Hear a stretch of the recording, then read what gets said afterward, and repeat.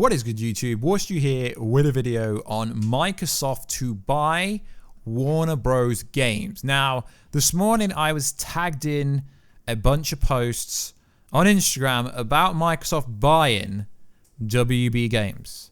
Now, this is interesting because a lot of people reporting this don't understand what they're on about. So, if you go on YouTube or Google it, Microsoft is buying Batman. This is going to become their Spider-Man PS4. They're going to make it exclusive. I mean, if you think that, guys, you clearly don't know how the video game industry works. Now, Batman IP is not up for sale. They're not going to sell the Harry Potter franchise or the Batman franchise. Now, what is popping YouTube and what is good? What's going on is AT&T, who bought the whole of Warner Bros., have accumulated a huge debt. Now, it's been no mystery. It's kind of been confirmed that they are selling Warner Bros. Games, which does include WB Montreal, NetherRealm Studios, etc. Now, what's interesting here is the property Batman would cost billions. So there's been a report going around the internet for months that AT&T, who own Warner Bros., want to sell off the Warner Bros. Gaming field. But this is not new news. The Microsoft part is fairly new, but Microsoft have been buying Sony and buying lots of other stuff for years. Now, you can still create a monopoly in the video game industry. You can't just go out and buy every single video game studio in the world.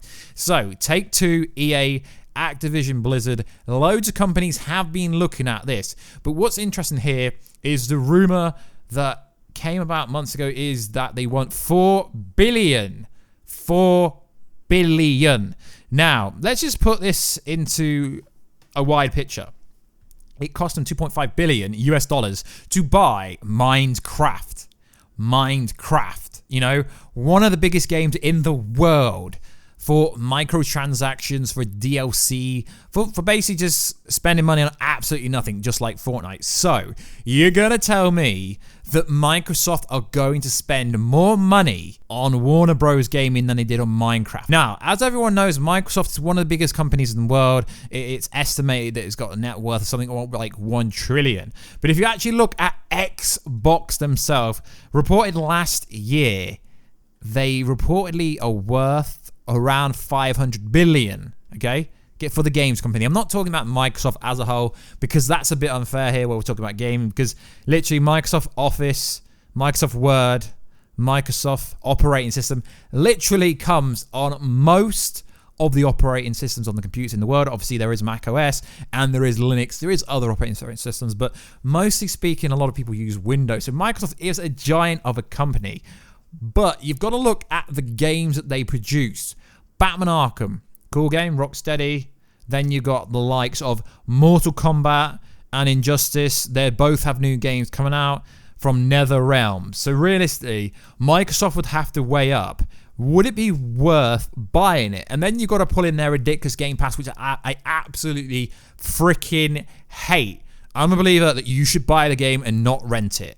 Buy the game and not rent it. But how did Disney, well, not really Disney built their empire up when it comes to Disney Plus by essentially getting a deal with AT&T and giving everyone a free subscription. So Netflix built up their massive subscription base, which absolutely pinnacly spiked up during the pandemic. So essentially, you just got to keep adding more content. Now, at the moment, we don't know anything about what Microsoft's doing. Now, it is a coincidence that yesterday they announced the big game event. Although they didn't actually say if it's first party, they just said a game event. It's going to be on July the 23rd. But yesterday, the news came out about this acquisition that Microsoft are interested in buying something. That doesn't actually mean they are going to buy it. So it's no mystery that WB Games' biggest attribute is Batman Arkham. It is a banger of a game. And they've got the up-and-coming Harry Potter game that has been rumored for many years, the Harry Potter RPG. So the rumor is that the most recent title for the game is Batman Gotham Knights, which is actually an AR in Batman Gotham Arkham Knight already, so you can kind of get adjusted. It's kind of like a teen-up Batman game, and that's essentially what the next Batman game is. So now we're up to date, guys. Let's get into it. So essentially what they're trying to say is Microsoft is going to buy out Warner Bros. Gaming, which they could it really wouldn't be a smart business decision because it's a multi-platform game anyway. It's on PC, Xbox, PS4. I don't think it's on Switch. I think Switch is graphically powerful enough, but I don't know if it's on there. Don't quote me. So they're just interested in buying it. Now, if they're going to buy it, it would make sense for Microsoft to make it exclusive. Because no pun intended, guys, if they bought Batman Arkham, the Batman franchise, when it comes to the video game, they wouldn't be buying Batman. Because the Batman IP is worth so much money. You got the Batman toys, you got the movies, you got the animated, you got literally all the Batman merch. They're not going to buy the intellectual property. What they would do is buy the license for video games when it comes to Batman. And if they did this, it would be a very smart business move in the sense to get some more subscription on their Game Pass. Because let's be honest, there is nothing decent on there, and I do not care what you say. Xbox lacks games. It really does. So this would be a counter argument. And I know what people are going to say. This Xbox event, it's coming up. It's coming up. Fable's been coming for 10 years. If they don't announce Fable this month, it's going to be like, well, what are they doing with Fable? Obviously, Xbox do have a few games. I get it. Gears of War, Halo.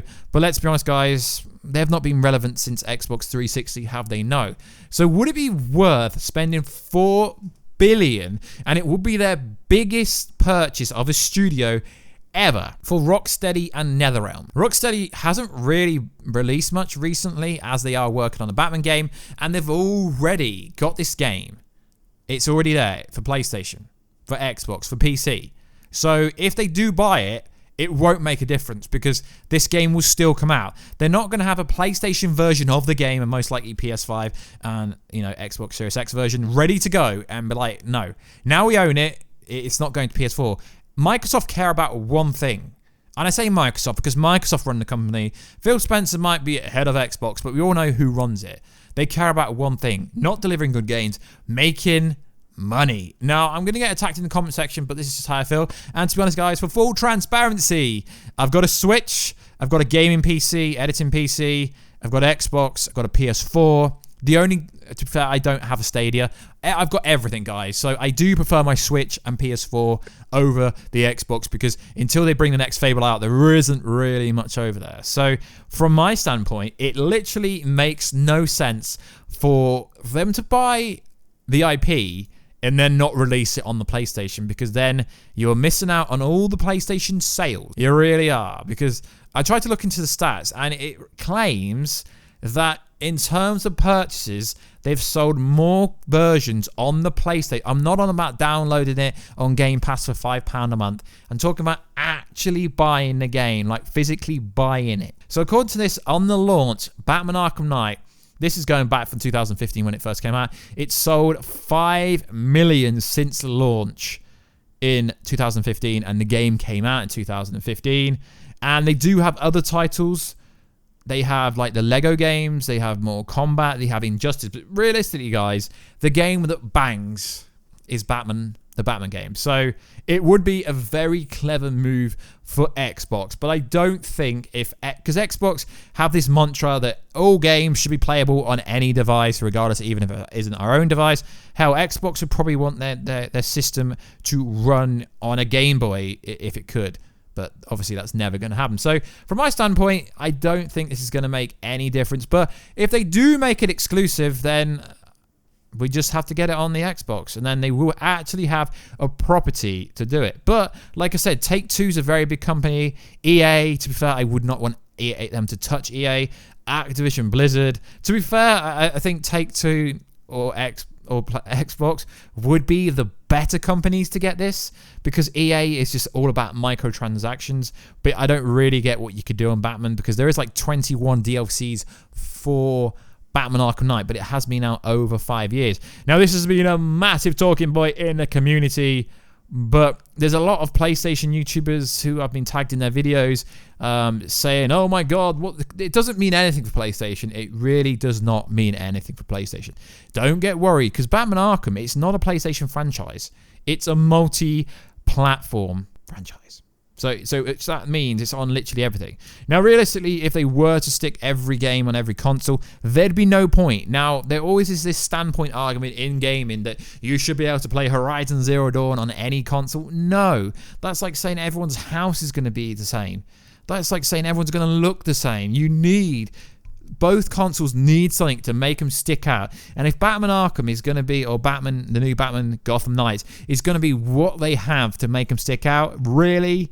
It could. I mean, you get the superhero fanboys in, but like on the Switch, you got Marvel Ultimate Alliance 3. On iOS and Android, you got a Marvel game on there called Marvel Strike. In fact, there's a bunch of them on there. So realistically, guys, I don't think this is going to make any difference who owns them, to be honest. They're never going to sell the property of Harry Potter. The Harry Potter movie, they're never going to sell the IP of Harry Potter.